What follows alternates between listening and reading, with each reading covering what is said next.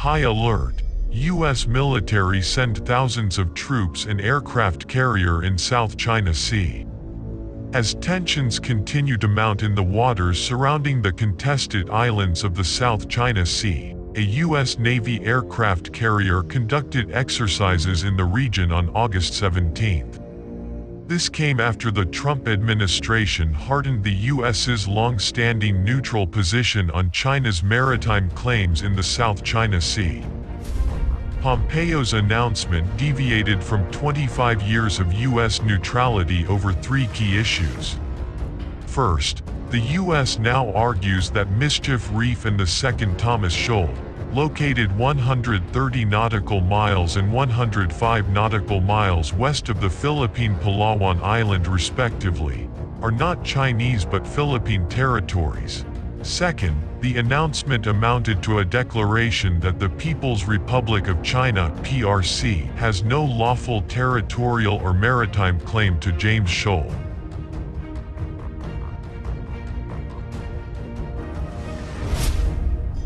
Four years after a ruling by the South China Sea Arbitral Tribunal, which found China's claims had no basis in international law, the U.S. has now endorsed that ruling. Pompeo's statement was followed a few days later by a speech from the U.S. Secretary of Defense, Mark Esper, in which he accused China of brazen disregard of international commitments.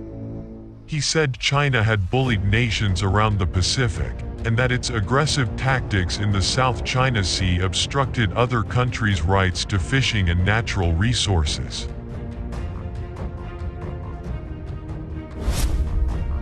In May 1995, following China's occupation of Mischief Reef in the South China Sea, which is also claimed by the Philippines, Vietnam and Taiwan, the U.S. announced that it would take no position on the legal merits of the competing claims to sovereignty over the various islands, reefs, atolls and cays in the South China Sea. But the U.S. has not remained neutral on how the multiple disputes in the region should be managed or resolved, something we've written about in a recent book. In July 2020, U.S. Secretary of State, Mike Pompeo, took things one step further when he stated that most of China's claims to offshore resources in the South China Sea were unlawful. Although the Chinese government claims James Shoal as its southernmost territory, it is an entirely submerged feature, 50 nautical miles from Malaysia and 1,000 nautical miles from China's coast. Under international law, underwater features cannot be claimed by any state. So the U.S. declared that James Shoal is not and never was PRC territory. And third, Pompeo asserted that China had not put forward a lawful, coherent maritime claim and a legal basis for the 9-dash line in the South China Sea, which it uses for the basis of its territorial claims.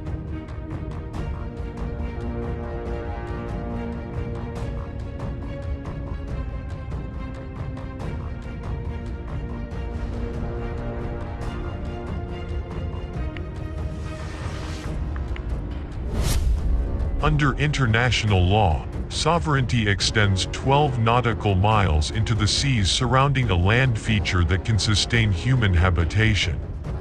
This means the U.S. also does not accept China's claims to a 200 nautical mile exclusive economic zone in the region, far beyond 12 nautical miles surrounding any of the islands, atolls, reefs or rocks. Still, except for the two shoals and Mischief Reef, when it comes to the ownership of the Spratly Islands, which are claimed by Brunei, China, Malaysia, the Philippines, Vietnam and Taiwan, the U.S. has stuck to its long-standing position of neutrality and not taken a position.